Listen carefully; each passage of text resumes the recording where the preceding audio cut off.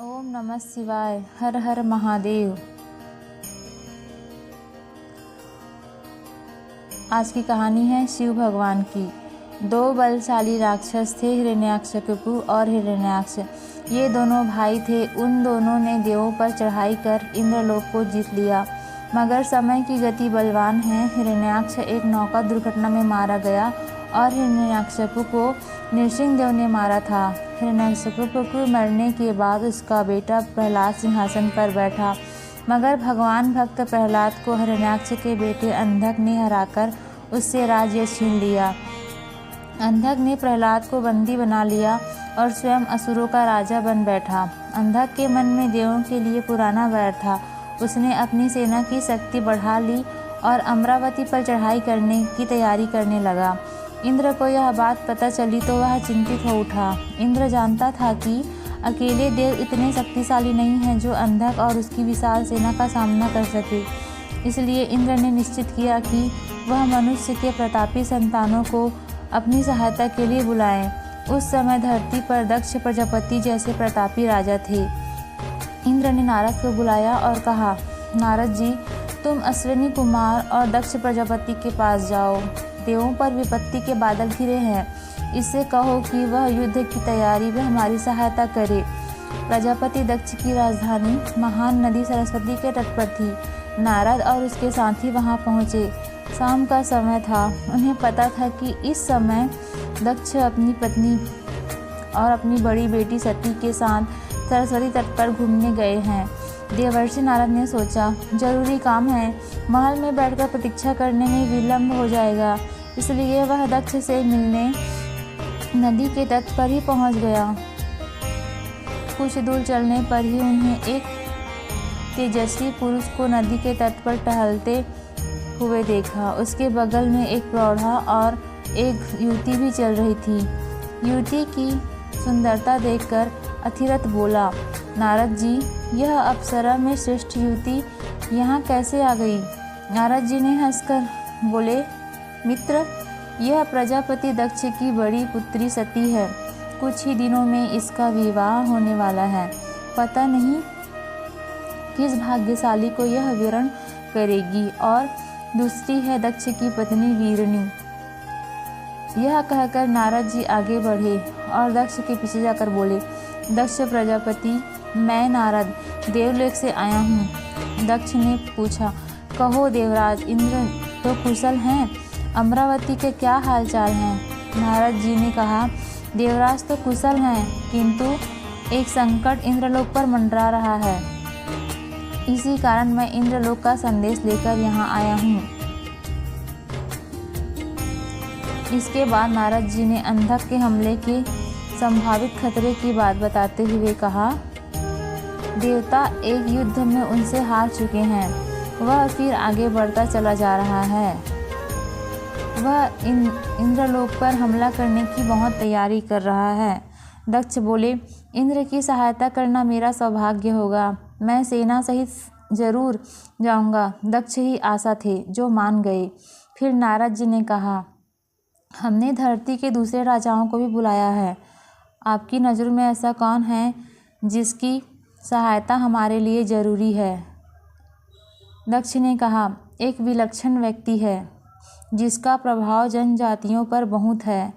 वह शिव के नाम से जाना जाते हैं। सब मनुष्य उन्हें देवाधिदेव मानकर पूजते हैं। तप, बुद्धि और योग में उससे बढ़कर कोई नहीं। यदि वह इंद्र की सहायता करने के लिए तैयार हो जाए तो देवों की निश्चित विजय होगी। मुझे विश्वास है कि नारद यह कार्य अवश्य कर पाएंगे। अतिरथ ने कहा। दक्ष ने मुस्कुराते हुए कहा, मैं नारद जी के गुणों से भली भांति परिचित हूँ, पर तुम शिव को नहीं जानते। वह प्रकांड पंडित हैं। वह महान शिल्पी भी हैं। उन्हें अनेक सिद्धियाँ प्राप्त है। उनकी नगरी काशी इस धरती की अनुपम नगरी है। असुर, नाग, यक्ष और गंधर्व उसकी पूजा करते हैं। दक्ष की बात का सभी पर प्रभाव पड़ा। सती ने पूछा, पिताजी, अगर ऐसा व्यक्ति हमारी सहायता करे तो विजय निश्चित ही है। नारद जी ने शंका प्रकट की। मैंने शिव का नाम सुना है, मगर वह तो असुरों का पक्षपाती है। नहीं, ऐसा नहीं है। शिव देव और असुरों से अलग है। देव उससे घबराते हैं, इसलिए उनसे अलग रहते हैं, मगर असुर बड़े चतुर हैं। असुर उसकी शरण में जाकर उससे वरदान प्राप्त करते हैं, इसी से वे बलवान बने हैं। दक्ष ने कहा। सती ने फिर से पूछा, देवों में उन्हें प्रसन्न क्यों नहीं किया? देव उसे प्रसन्न करके भी तो अपने आप को शक्तिशाली बना सकते हैं पिताश्री। यह सुनकर दक्ष गंभीर हो गए। वह बोले, देव अहंकार में डूबे हैं, मगर यह सत्य है कि यदि शिव प्रसन्न हो गए तो देवासुर संग्राम हमेशा के लिए समाप्त हो जाएगा। दक्ष को यह बात पता था कि उसकी बात का सती पर बहुत प्रभाव पड़ रहा है। वास्तव में शिव की महानता सुनकर सती अनजाने में शिव की ओर आकर्षित हो रही थी। नारद जी ने दक्ष से कहा, प्रजापति, मैं पूरा प्रयत्न करूंगा कि शिव को देवलोक की ओर कर सकूं, मगर यह बात बताओ कि शिव कहाँ मिलेंगे? क्या हम काशी जाएं शिव को ढूंढने के लिए? क्या शिव काशी में ही मिलेंगे? दक्ष ने कहा, तुम काशी की ओर जाओ, क्या पता रास्ते में ही शिव मिल जाए।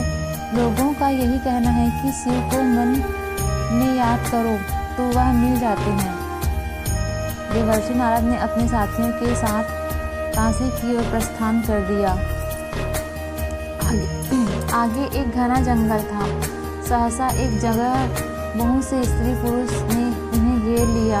उनके हाथों में तेज धार वाले हथियार थे। दक्ष ने अपने एक सेवक को रास्ता दिखाने के लिए उसके साथ भेजा था। उसका नाम करक्ष था।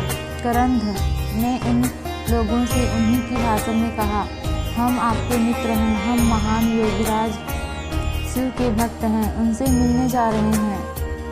शिव का नाम सुनते ही उन लोगों ने अपने हथियार नीचे कर लिए। फिर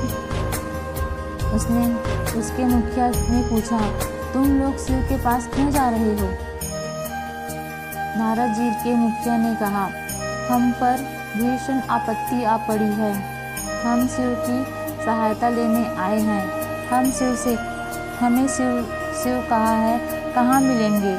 मुखिया ने कहा, यह तो मुझे भी पता नहीं, फिर भी मैं आप लोगों का संदेश बस्ती बस्ती पहुंचा देता हूँ। हो सकता है कि शिव तक यह संदेश पहुंच जाए। आप सचमुच हुआ भी यही। अगले दिन ये एक बस्ती में थे, तभी जय महादेव का नारा गूंज उठा। नारद ने देखा कि बाघंबर पहने एक तेजस्वी पुरुष हाथ में त्रिशूल लिए चले आ रहे हैं। उन्हें विशाल नेत्रों में इतने तेज टपक रहे हैं कि दृष्टि बरबस नीचे झुक जाती थी। उन्हें देखते ही सब प्राणियों ने जमीन पर लेटकर उन्हें प्रणाम किया। शिव आगे बढ़े और नारद के पास जाकर बोले, कहो नारद, कैसे आना हुआ? नारद जी ने हाथ जोड़कर कहा, भगवान, देवों पर भयंकर विपत्ति आ रही है। मुझे इंद्र ने भेजा है, आप ही देवों की रक्षा करें। इंद्र लोग संकट में हैं, देवता संकट में हैं। यह सुनकर शिव हंसकर बोले, हिरण्याक्ष और हिरण्यकशिपु से हारकर देवों को अब इस मानव लोक की याद आ रही है। भगवान शिव की बात सुनकर नारद का सिर झुक गया। शिव फिर बोले, मैं जानता हूँ कि शक्ति पाकर असुर अन्यायी हो उठे हैं, किंतु याद रहे यह धरती सभी की है। वेद, असुर, मानव सभी इस धरती पर मिलकर रहेंगे। यह धरती सबकी है। नारद जी बोले, हम भी यही चाहते हैं भगवान, कि सब शांति से रहें, सुख से रहें। शिव फिर हंसे और बोले, नारद, अंधक का काल उसके ऊपर नाच उठा है, मैं युद्ध में जाऊंगा। यह कहकर शिव चले गए। पता ही नहीं चला कि क्षण में वे कहाँ लोप हो गए। शीघ्र ही एक विशाल घाटी में दोनों सेनाओं की मुठभेड़ हो गई। अंधक विशाल सेना लेकर आया था। उधर देवों की शक्ति भी कम न थी। शिव का त्रिशूल अनेक योद्धाओं के रक्त पी चुका था। उनकी सेना भूतों के समान शत्रु सेना पर घुस गई। वे भयानक संहार कर रहे थे। तभी शिव ने इंद्र की ओर इशारा किया। इंद्र ने तुरंत आए। शिव बोले, देवराज, इतनी हत्या व्यर्थ है। हमारा उद्देश्य शत्रु को हराना है, व्यर्थ रक्त बहाना नहीं। इंद्र की समझ में कुछ नहीं आया। शिव ने त्रिशूल छोड़कर धनुष उठा लिया। फिर बोले, अंधक कहाँ है, मुझे बताओ। शिव का रौद्र रूप देखकर इंद्र भी कांप उठे। बोले, भगवान, वह बिजली की समान अश्व पर मुकुट लगाए जो तेजी से मार काट मचाता घूम रहा है, वही अंधक है, लेकिन वह दूर है, निशाना लगाना कठिन है। शिव ने मुस्कुराते हुए इंद्र की ओर देखा और फिर चंपटा खींचकर बाण छोड़ दिया। बाण बाज पक्षी की तरह लपका और पल भर में अंधक का सिर जमीन पर पड़ा मिला। युद्ध समाप्त हो गया। इंद्र प्रसन्न था कि वह शिव के धन्यवाद देने के लिए देवताओं को लेकर चला, मगर तभी उसे मालूम हुआ कि शिव अपनी सेना के साथ अंतर्धान हो गए हैं। हर हर महादेव। इस युद्ध के बाद सभी देव जुटे। सभी ने देवासुर संग्राम में दक्ष प्रजापति की वीरता की सराहना की और उन्हें धन्यवाद दिया। देवर्षि नारद बोले, देवराज, हमें दक्ष प्रजापति की नहीं, भगवान शिव की धन्यवाद करना चाहिए। युद्ध में हमें उन्हीं के कारण विजय मिली है। हर हर महादेव। बोलो जय शंभू।